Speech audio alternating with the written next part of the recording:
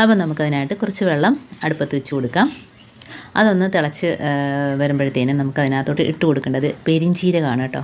പെരിഞ്ചീരകം ചെറുതായിട്ടൊന്ന് കൃഷി ചെയ്താണ് ഞാൻ ഇട്ട് കൊടുക്കുന്നത്. ഒന്ന് വെറുതെ ഒന്ന് ചതച്ചെടുത്താൽ മാത്രം മതി. അതേപോലെ തന്നെ കടുക് 1 ടീസ്പൂൺ അളവിൽ അതും ഒന്ന് ചതച്ച് തന്നെ ഇട്ട് കൊടുക്കാം. അപ്പം പെരിഞ്ചീരകവും 1 ടീസ്പൂൺ അളവിൽ, അതേപോലെ തന്നെ കടുക് ഇട്ട് കൊടുത്തിട്ടുണ്ട്. ഇപ്പം ഗ്രാമ്പു അതും പൊടിച്ചതാണ്, ഒരു 3-4 ഗ്രാമ്പും കൂടെ പൊടിച്ചത് ഇട്ട് കൊടുത്തിട്ടുണ്ട്. പൊടിച്ച് ഇട്ട് കൊടുക്കുമ്പോഴത്തേനും നല്ല ഒരു സ്മെല്ല് അതിന് കിട്ടും ആ വെള്ളത്തിന്. അപ്പോൾ ഇത് 3 മാത്രം മതി കേട്ടോ. അപ്പോൾ പെരിഞ്ചീരകം, കടുകും ഗ്രാമ്പു ഇത് 3 കൂടെ തിളച്ച് നല്ല അതിൻ്റെ സത്തെല്ലാം അതിനകത്തോട്ടൊന്ന് ഇറങ്ങി കിട്ടിയിട്ടുണ്ട്. ഇനി നമുക്കിതൊന്ന് വേറെ ടിന്നിനകത്തോട്ട് മാറ്റാം. അരിച്ചൊഴിക്കണമെങ്കിൽ അരിച്ചെടുക്കാം. ഇപ്പോൾ തിളച്ച് ഉണ്ടോ, ഇനി നമുക്കൊന്ന് അരിച്ചെടുക്കാം. അപ്പോൾ ഇതിനകത്ത് നവരയില ഉണ്ടെങ്കിൽ ഇട്ട് കൊടുക്കുന്നത് നല്ലതായിരിക്കും കേട്ടോ. ഞാനിപ്പോൾ ഒരു നവരയില ഇട്ട് കൊടുത്തിട്ടുണ്ട്. അതുണ്ടെങ്കിൽ മാത്രം ഇട്ട് കൊടുക്കുക.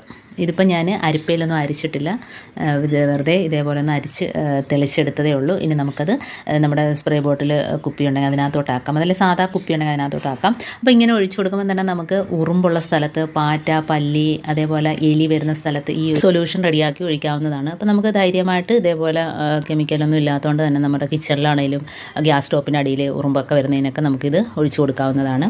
അപ്പോൾ നല്ല ഒരു സൊല്യൂഷനാണ് കേട്ടോ. അപ്പം ഇതിനകത്ത് വേറെ പ്രത്യേകിച്ചൊന്നുമില്ല. പെരിഞ്ചീരകം, കടുക്, അതേപോലെ ഗ്രാമ്പു അതിൻ്റെ പൊടി, പിന്നെ നവരയില ഒരെണ്ണം ഞാൻ ഇട്ടെന്നേ ഉള്ളൂ, ഉണ്ടെങ്കിൽ ഇട്ടാൽ മതി. അപ്പോൾ ഇതേപോലെ നമുക്ക് വാഷ് ബേസിനകത്ത് ഒഴിച്ചു കൊടുക്കാം. പാറ്റ, കുഞ്ഞുങ്ങളും ഉറുമ്പൊക്കെ വരുന്ന ആ ഒരു ബുദ്ധിമുട്ട് ഒഴിവാക്കി കിട്ടും. അതേപോലെ നമ്മുടെ എലി വരുന്ന സ്ഥലത്ത് എലിപ്പുത്തിനകത്ത് ഒഴിച്ചു കൊടുക്കുകയാണെങ്കിൽ ആ ഒരു സ്മെല്ല് അടിച്ചിട്ട് നമുക്ക് കുറേ നാളത്തേക്ക് എലിശല്യം ഉണ്ടാവില്ല.